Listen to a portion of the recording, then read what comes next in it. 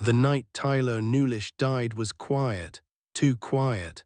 The kind of quiet that presses against your ears and makes your thoughts feel loud, unwanted, impossible to escape. Streetlights flickered like they were unsure whether to stay awake. Their pale glow stretched across the empty road, long shadows trembling as if something had already passed through them. Cold air clung to the night, sharp and biting, heavy with something unfinished. Somewhere between midnight and dawn, a young man lost his life and someone else lost their memory. Tyler Nulisch wasn't famous, he wasn't notorious, he wasn't a headline waiting to happen, he was just a person, a son, a friend, a presence that mattered deeply to the people who loved him. Those who knew Tyler spoke of him with a softness that lingered, easygoing, dependable, the kind of person who picked up the phone even late at night, the kind who showed up when others didn't. And yet on this night no one showed up in time. The road where Tyler was found didn't look like a crime scene at first. No flashing chaos, no broken glass scattered like confetti, no crowd pressing in for answers, just stillness. The kind that feels unnatural once you realize what's missing. Life, breath, warmth. When authorities arrived, they expected clarity. They expected something that made sense. Instead, they found silence. And standing dangerously close to the truth was one person who claimed they couldn't remember a single thing. Not the drive, not the argument, not the moment everything changed. I don't remember. 3 words that would come to define everything that followed. A memory gap, hours missing, moments erased. A stretch of time swallowed whole, as if the night itself had decided to protect a secret. Investigators would later say it felt wrong from the beginning.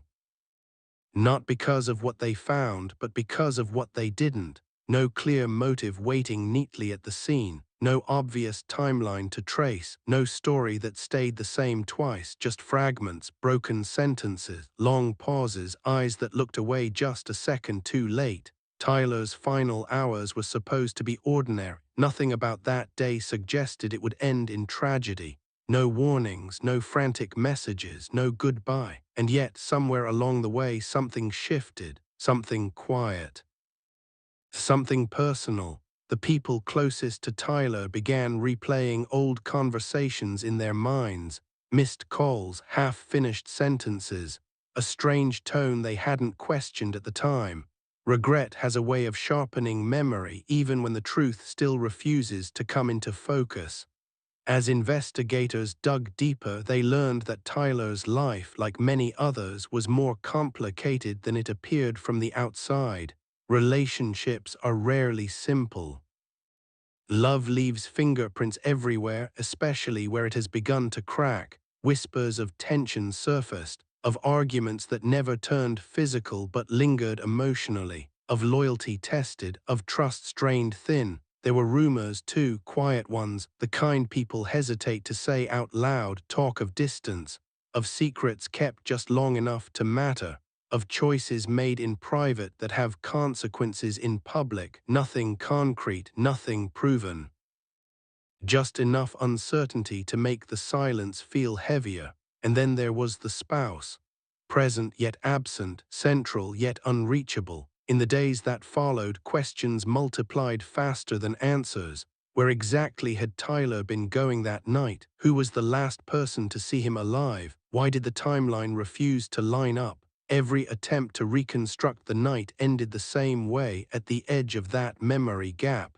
Experts would later explain how trauma can fracture the mind, how stress, fear, and shock can erase time.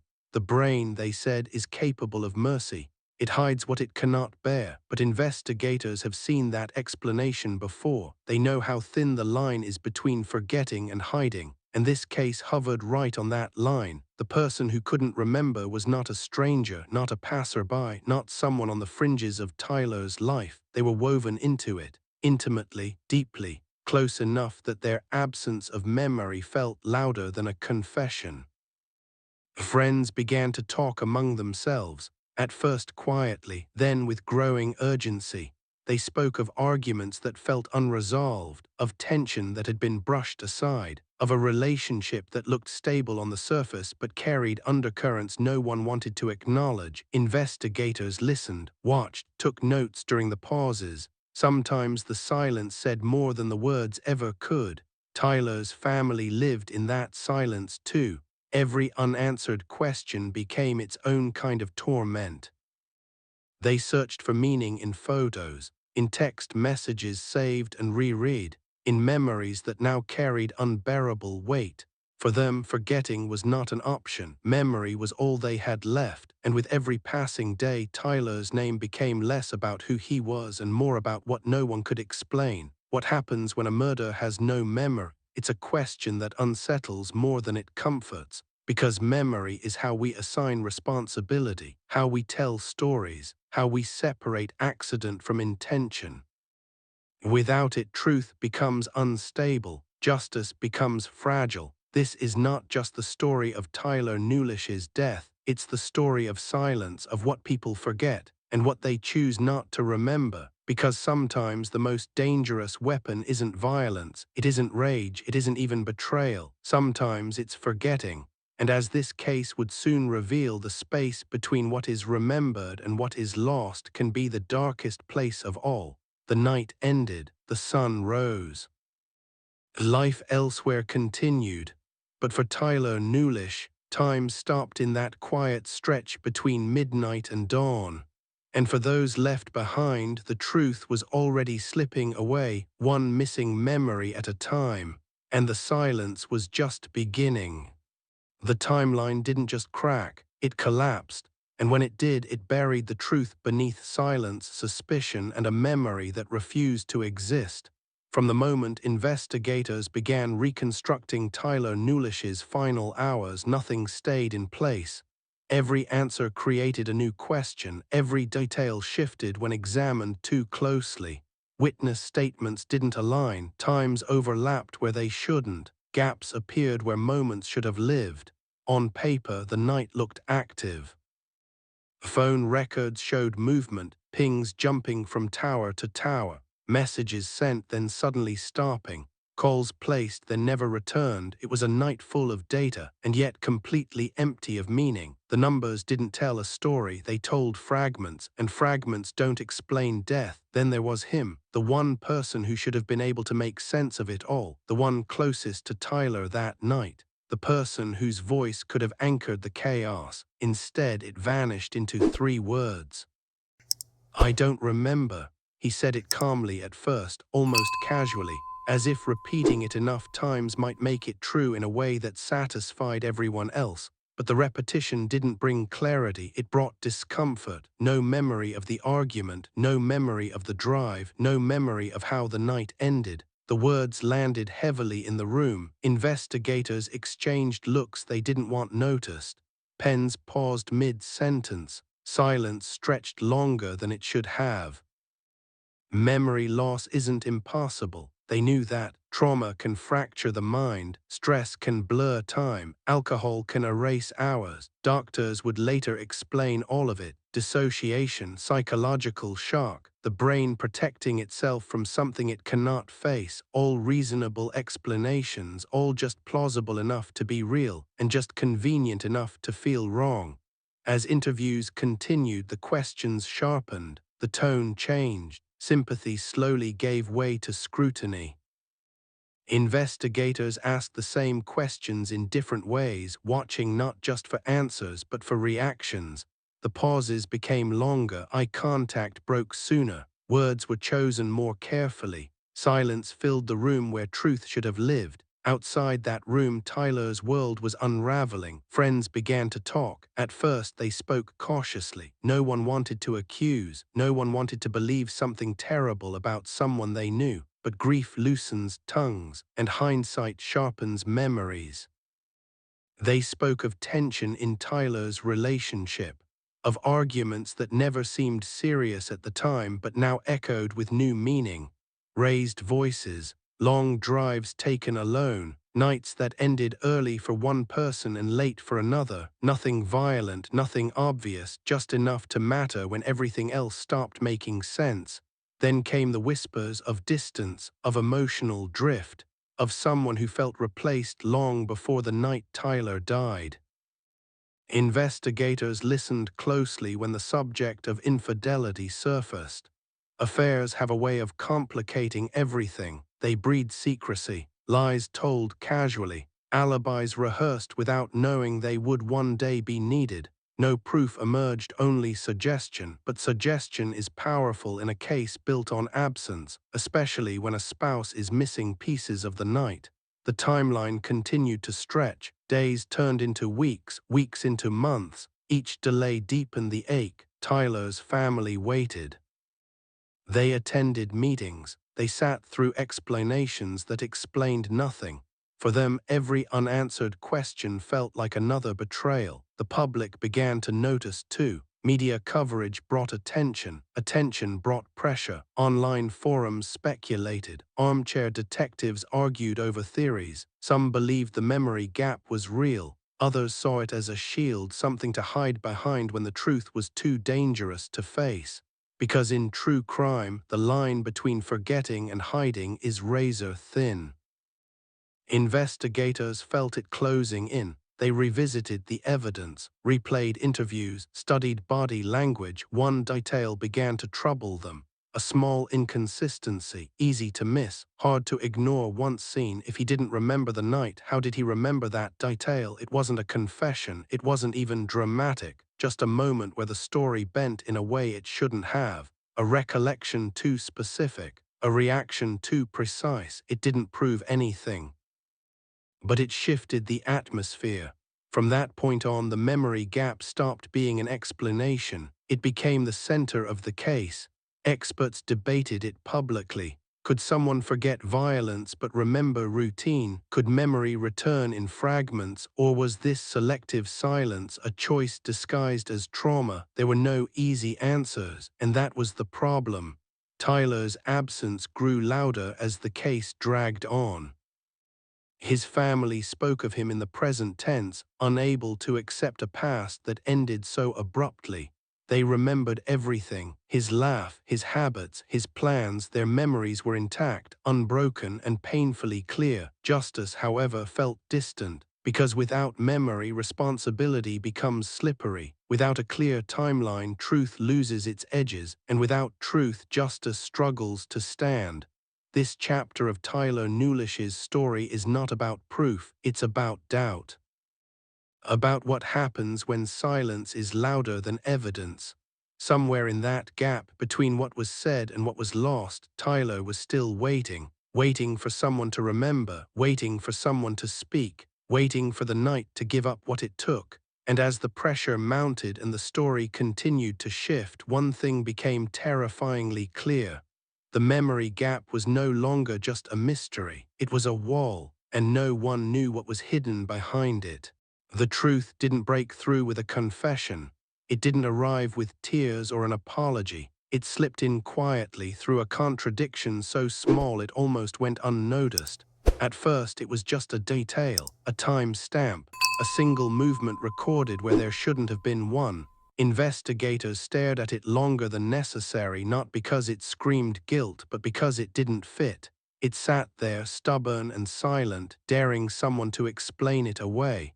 If the memory gap was real, then this moment shouldn't exist, and yet it did. The room changed when they noticed it. The air felt heavier. The questions that followed were no longer gentle, no longer patient. They were precise, surgical, designed to test not just memory but truth. If you don't remember the night, one investigator asked quietly, how do you remember that? There was a pause, too long, just long enough to matter. What once sounded like confusion now felt practiced. The same phrases repeated. The same uncertainty delivered with increasing confidence. Sympathy drained from the room, replaced by something colder, suspicion. Interviews turned into interrogations. The tone sharpened, body language tightened. Silence stopped being accidental and started feeling intentional. Investigators weren't just listening anymore. They were watching every blink, every breath, every hesitation. Outside that room, Tyler's family felt the shift before they were told about it. They sensed it in the delays, in the careful wording, in the way officials stopped saying if and started saying when. Each hearing reopened wounds they never had time to close, sitting in courtrooms, listening to legal language wrap around their son's name, watching timelines bend and stretch while Tyler remained frozen in time. Justice wasn't denied, but it was drifting. Experts were brought in, psychologists, neurologists, specialists in trauma and memory. They spoke calmly, clinically. They explained dissociation, how the brain shields itself from unbearable moments, how memory loss can be real, how it can feel absolute to the person experiencing it. But then they spoke about something else, selective memory. They explained how trauma doesn't erase everything, how the mind often remembers what is safe and buries what is not, how memory loss can protect, but it can also hide, not always consciously, not always intentionally. Sometimes the mind chooses what it cannot face. That's when the case changed. The memory gap stopped being an explanation. It became evidence. Investigators revisited everything through this new lens, every statement, every pause, every remembered detail that shouldn't have survived a night lost to nothingness. They didn't accuse, they didn't need to. The contradiction spoke for itself. If memory could vanish, so could responsibility. And that terrified everyone. The narrative shifted in the public eye. What once felt tragic now felt unsettling. Questions grew louder. Online discussions intensified. People argued fiercely not about Tyler's worth but about truth itself.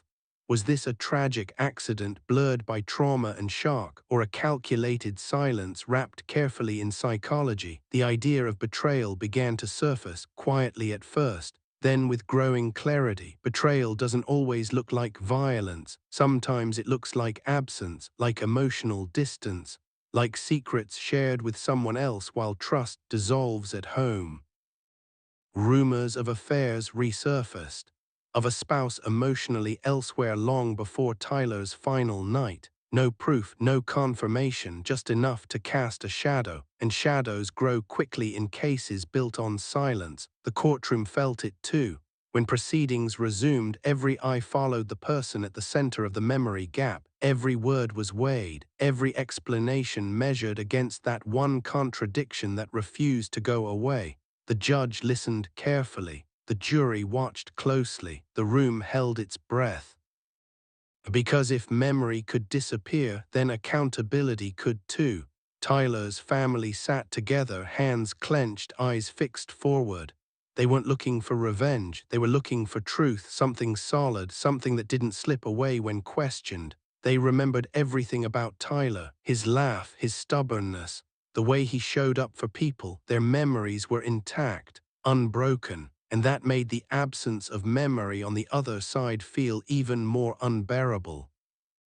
The case became less about what happened that night, and more about what happens when truth is filtered through forgetting, when the law must decide how much weight to give to what someone claims not to know. Morality doesn't forget so easily, because even if memory fails, actions remain, consequences linger, and someone always pays the price. As arguments closed and decisions loomed, the tension didn't resolve, it tightened.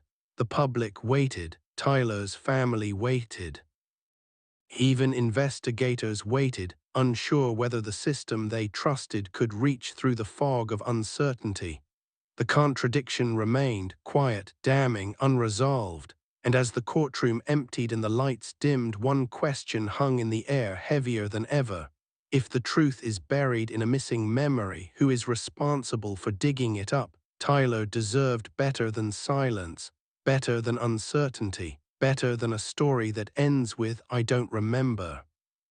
And yet, as this chapter closed, the truth still hovered just out of reach, hidden somewhere between what was lost and what was never meant to be found.